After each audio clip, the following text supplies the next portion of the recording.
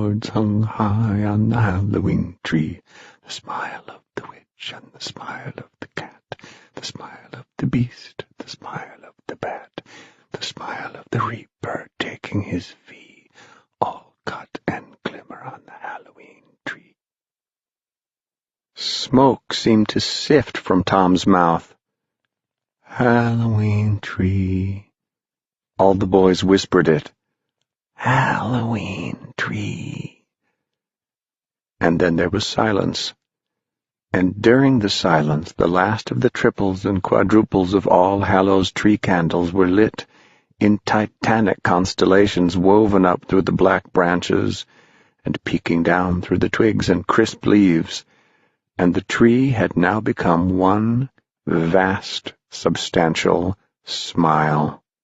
The last of the pumpkins now were lit. The air around the tree was Indian summer breathing warm. The tree exhaled sooty smoke and raw pumpkin smell upon them. "Gosh," said Tom Skelton. "Hey, what kind of place is this?" asked Henry Hank, the witch. "I mean, first the house, that man and no treats, only tricks, and now I never saw a tree like this in my life. Like a Christmas tree, only bigger, and all those candles and pumpkins. What's it mean? What's it celebrate?" "Celebrate," a vast voice whispered somewhere, perhaps in a chimney soot bellows, or perhaps all the windows of the house opened like mouths at the same moment behind them, sliding up, sliding down, announcing the word "Celebrate," with breathings out of darkness.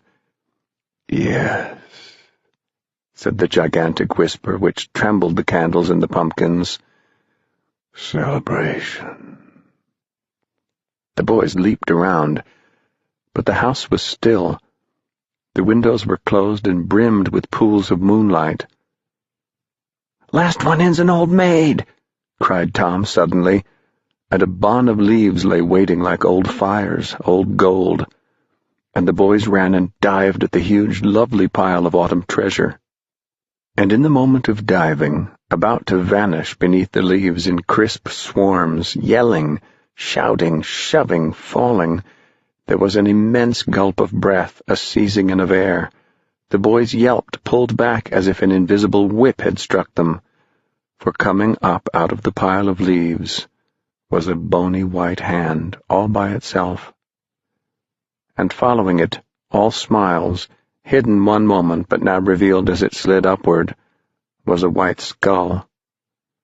And what had been a delicious pool of oak and elm and poplar leaves to thrash and sink and hide in, now became the last place on all this world the boys wanted to be, for the white bony hand was flying on the air, and the white skull rose to hover before them.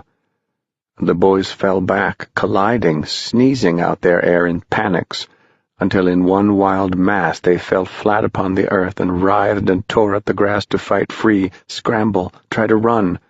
"Help!" they cried. "Oh, yes, help," said the skull.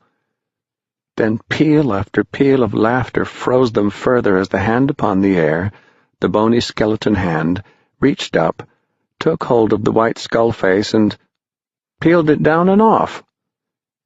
The boys blinked once behind their masks. Their jaws dropped, though none could see them dropping.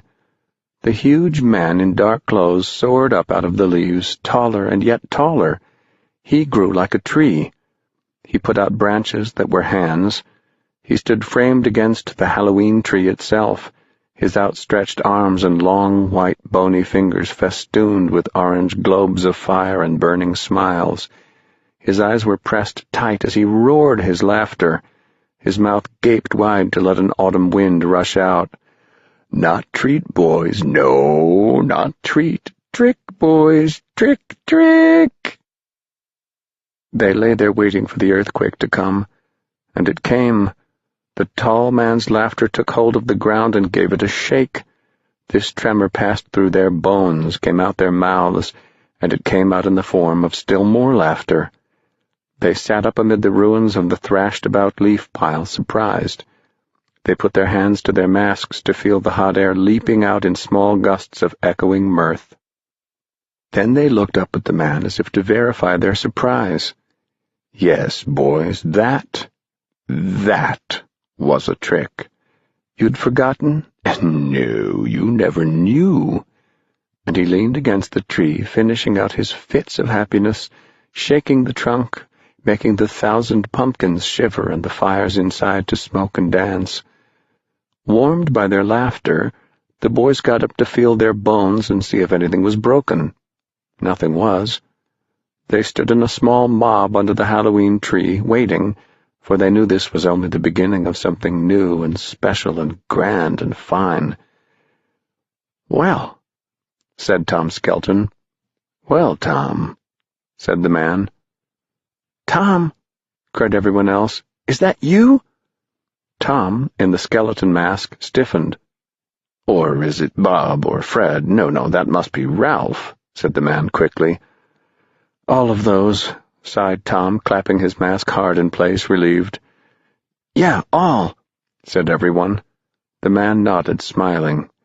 "Well, now you know something about Halloween you never knew before. How did you like my trick?" "Trick, yes, trick." The boys were catching fire with the idea. It made all the good glue go out of their joints and put a little dust of sin in their blood. They felt it stir around until it pumped on up to light their eyes and stretch their lips to show their happy dog teeth. "Yeah, sure." "Is this what you used to do on Halloween?" asked the witch boy. "This and more. But let me introduce myself. Mound Shroud is the name. Carapace, clavicle, mound shroud. Does that have a ring, boys? Does it sound for you?" "It sounds," the boys thought. Oh, it sounds. Mound Shroud. "A fine name," said Mr. Mound Shroud, giving it a full sepulchral night church sound. "And a fine night. And all the deep, dark, wild, long history of Halloween waiting to swallow us whole." "Swallow us?" "Yes," cried Mound Shroud. "Lads, look at yourselves. Why are you, boy, wearing that skull face? And you, boy, carrying a scythe? And you, lad, made up like a witch? And you. He thrust his bony finger at each mask. "You don't know, do you? You just put on those faces and old mothball clothes and jump out. But you don't really know, do you?" "Well," said Tom, a mouse behind his skull-white muslin, no." "Yeah," said the devil boy. "Come to think of it, why am I wearing this?" He fingered his red cloak and sharp rubber horns and lovely pitchfork. "And me this," said the ghost, trailing its long white graveyard sheets. And all the boys were given to wonder and touched their own costumes and refit their own masks. "Then wouldn't it be fun for you to find out?" asked Mr. Mound Shroud. "I'll tell you. No, I'll show you. If only there was time." "It's only 6:30. Halloween hasn't even begun," said Tom in his cold bones. "True," said Mr. Mound Shroud. "All right, lads, come along." He strode. They ran. At the edge of the deep, dark night ravine he pointed over the rim of the hills and the earth, away from the light of the moon, under the dim light of strange stars. The wind fluttered his black cloak and the hood that half-shadowed and now half-revealed his almost fleshless face. "There, do you see it, lads?" "What?" "The undiscovered country. Out there. Look long. Look deep. Make a feast. The past, boys, the past. Oh, it's dark, yes, and full of nightmare. Everything that Halloween ever was lies buried there. Will you dig for bones, boys? Do you have the stuff?" He burned his gaze at them. "What is Halloween? How did it start? Where? Why? What for? Witches, cats, mummy dust's haunts. It's all there in that country from which no one returns. Will you dive into the dark ocean, boys? Will you fly in the dark sky? The boys swallowed hard. Someone peeped, "We'd like to, but Pipkin, we've got to wait for Pipkin." "Yeah, Pipkin sent us to your place. We couldn't go without him."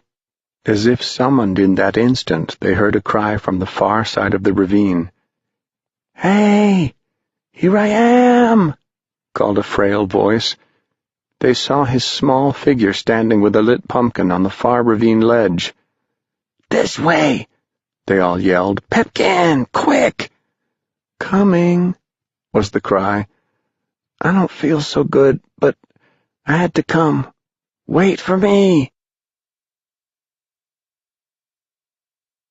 Chapter 6. They saw his small figure run down the middle of the ravine on the path.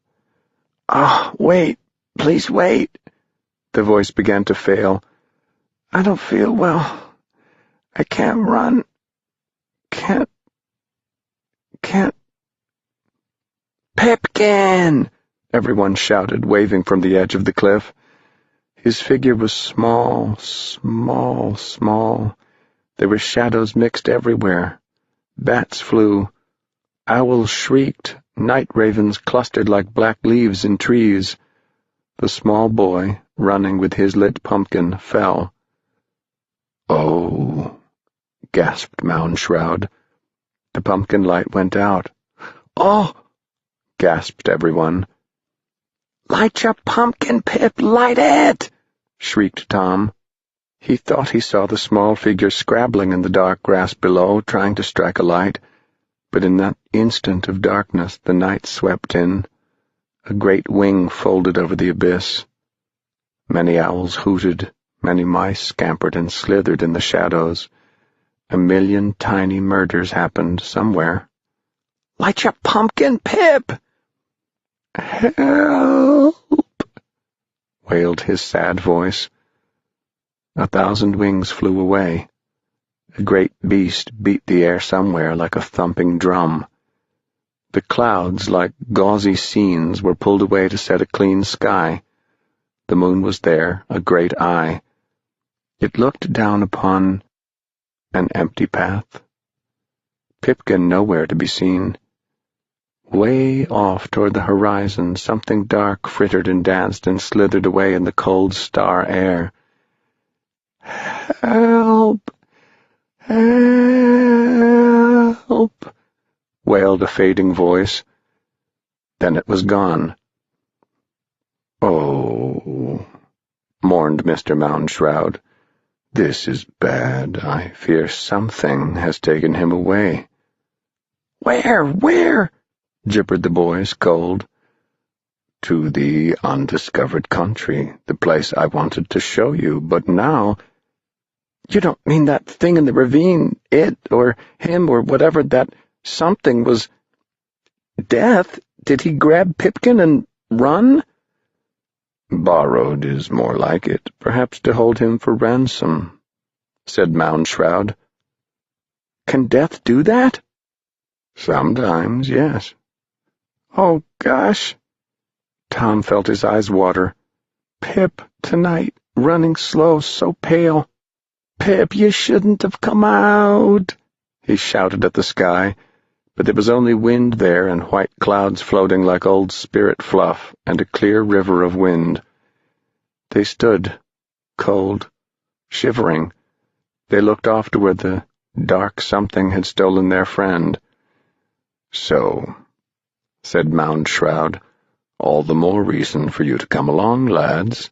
If we fly fast, maybe we can catch Pipkin, grab his sweet Halloween corn candy soul, bring him back, pop him in bed, toast him warm, save his breath. What say, lads? Would you solve 2 mysteries in one? Search and seek for lost Pipkin and